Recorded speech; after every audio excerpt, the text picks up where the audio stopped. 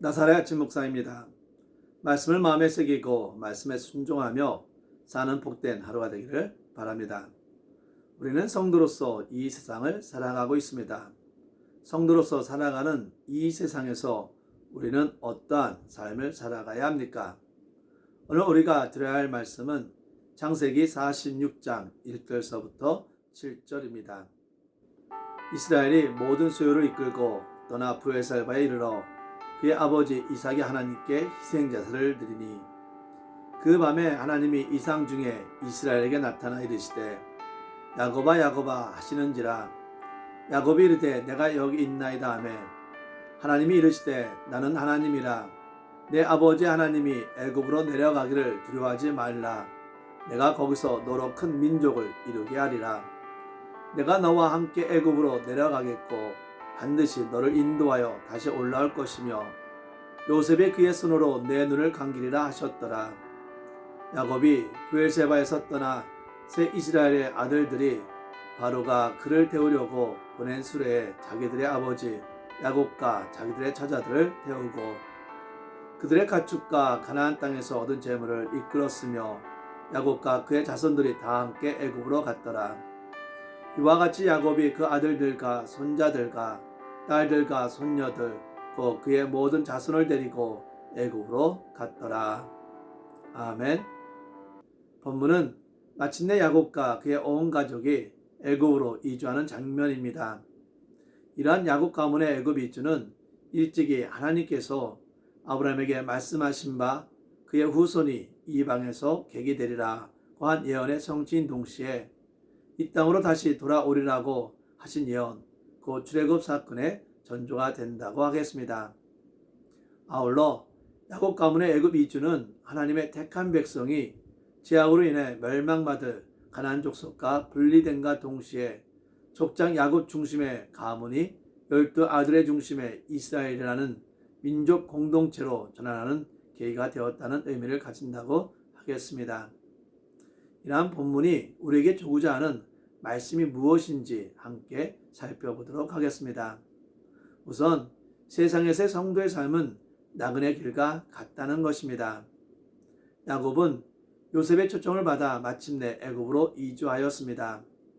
우리는 이러한 야곱의 애굽 이주 사실을 보면서 그의 바람만장한 나그네 삶을 돌이켜보게 됩니다. 야곱은 약 75세가량 되었을 때에 장자 축복, 다칠 사건으로 인한 형 에서의 보복을 피해 고향으로 떠나 외삼촌 라반에게로 갔고 20년을 여기서 머물었습니다. 하나님의 뜻에 따라 가나안에 돌아와 여기저기 돌아다녀야 했습니다. 그리고 야곱은 가족과 함께 애굽으로 이주하게 됩니다. 이처럼 야곱의 삶은 나그네의 삶이었습니다.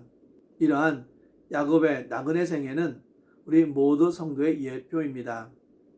우리 성도들의 세상에서의 삶은 마치 나그네 인생길과 같습니다. 그리하여 성도들은 비록 육체적으로는 어느 한 곳에 정착하여 살지만 믿음 안에서 하나님의 나라를 소망하고 희망하며 하나님 나라를 본향으로 삼고 살아가는 나그네입니다. 만일 성도가 나그네임을 망각하고 이 세상에서 영원한 안식을 찾고자 한다면 성도는 분명히 좌절을 하게 됩니다. 따라서 성도는 이 세상을 바라보며 사는 것이 아니라 우리의 영원한 안식처인 하나님 나라를 소망하며 살아가야 합니다.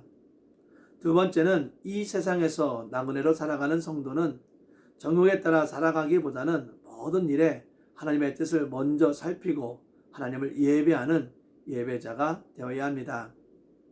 야곱은 애굽으로 이주하기 위해 모든 가족과 소유를 이끌고 그가 거주하던 헤브론 땅을 떠나 브엘세바에 이르러 하나님께 희생제사를 드렸습니다. 여기서 야곱이 하나님께 희생제사를 드린 브엘세바는 가나안 땅의 남쪽 경계가 되는 곳입니다. 즉 야곱은 가나안 땅을 벗어나기 직전에 하나님께 제사를 드린 것입니다. 그런데 그가 이처럼 가나안 땅을 벗어나기 전에 하나님께 제사를 드린 데에는 특별한 목적이 있었습니다. 그것은 야곱이 애굽 이주에 대한 하나님의 뜻을 묻기 위함이었습니다. 이와 같이 성도들은 모든 일에 먼저 하나님의 뜻을 살피고 그 하나님의 뜻을 순복해야 합니다. 우리가 인생을 살아가다 보면 순간순간 선택의 순간을 만나게 됩니다. 우리는 이때 하나님의 뜻에 부합되는 길을 선택해야 합니다. 물론 우리는 어떤 것이 하나님의 뜻에 부합되는 것인지 쉽게 판단하기 어렵습니다. 어떤 길은 하나님의 뜻인 것처럼 보이지만 하나님의 뜻이 아닌 것도 있고, 때로는 하나님의 뜻이 아닌 것처럼 보이는 것이 하나님의 뜻인 경우도 있습니다. 이러할 때 우리는 자신의 생각이나 경험을 의지해서는 안 됩니다.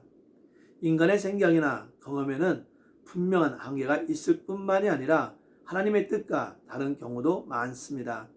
그러므로 이러한 때 우리는 철저하게 하나님의 말씀에 의존해야 합니다.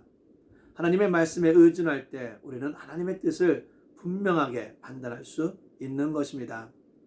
하나님의 뜻에 순종하며 예배하는 예배자가 되어야 합니다. 야곱은 여행 중에도 하나님을 예배하는 일을 소홀히 하지 않았습니다. 예배하는 야곱에게 하나님께서는 야곱에게 나타나 위로와 약속을 주셨습니다. 이와 같이 하나님은 하나님을 예배하는 일에 힘쓰는 자에게 은혜를 베풀어 주십니다. 하나님은 찬양하고 감사하며 하나님께 모든 영광을 돌리는 예배를 기쁘게 여기시기 때문입니다. 하나님께서는 성도가 모든 삶 가운데서 하나님을 신령과 진정으로 예배하는 삶을 살 때 그에게 임하셔서 은혜를 베푸시고 선한 길로 인도하시는 것입니다. 그러므로 성도는 항상 하나님을 예배하는 일에 힘써야 합니다. 더 나아가 성도의 삶 전체를 하나님께서 기뻐하시는 거룩한 산제사, 그 영적 예배로 드려야 합니다. 신령과 진정으로 드리는 예배를 통해 하나님의 무한하신 은혜와 인도하심을 경험하게 될 것입니다. 마지막으로 하나님의 예비하신 구원에 참여해야 합니다. 6절에 보면 야곱과 그 자손들이 다 함께 애굽으로 갔다라고 기록하고 있습니다. 또 7절에도 보면 야곱이 그 모든 자손을 데리고 애굽으로 갔다라고 기록하고 있습니다. 야곱은 애굽이 비록 이방 땅이었지만 하나님께서 예비하신 구원의 길이었으므로 한 사람도 빠짐없이 모든 가족을 데리고 애굽으로 내려갔던 것입니다. 이는 성도가 하나님이 예비하신 구원에 참여함에 있어서 모두가 함께 하여야 함을 말해주고 있습니다. 성도는 모두가 함께 더불어 구원에 들어가야 합니다. 만일 야곱이 자손 중에 일부만 데리고 애굽으로 가고 일부는 가나안 땅에 놔두었다면 어떻게 되었겠습니까? 가나안 땅에 남은 사람은 모두 굶주림 속에서 죽을 수밖에 없습니다. 마찬가지로 믿지 않는 사람이 있는데 그들을 구원의 길로 인도하지 않는다면 그들은 영원히 멸망할 수밖에 없을 것입니다. 성도 여러분, 야곱 가족의 애굽 이주는 아브라함이 하나님으로부터 햇불 언약을 받은 지 215년 만에 이루어졌습니다.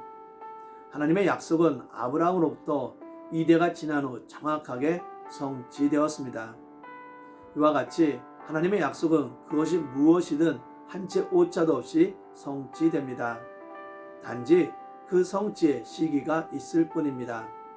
그러므로 우리는 하나님의 말씀 속에서 약속을 대할 때마다 그것이 분명히 성취될 것임을 믿고 확신해야 하겠습니다. 따라서 성도는 오늘 주어진 말씀을 통해 다시 한번 우리는 나그네로서 우리가 거해야 할 곳은 하나님의 나라임을 확신하고 하나님 나라에 대한 소망을 품고 살아가기를 바랍니다. 또한 성도는 하나님의 말씀에 대한 확신 속에서 하나님의 뜻에 순종하며 하나님을 신령과 진정으로 예배하는 예배자, 하나님께 감사와 영광을 드리는 예배자가 되기를 바랍니다. 마지막으로 하나님께서 예비하신 구원의 길을 가며 복음을 통해 모든 자에게 예배하신 구원의 길로 가도록 인도하는 자가 되기를 바랍니다. 기도합시다.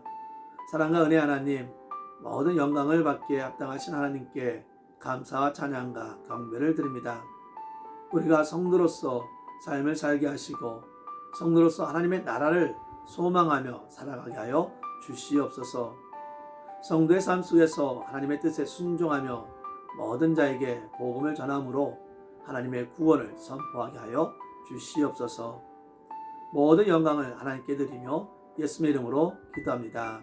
아멘.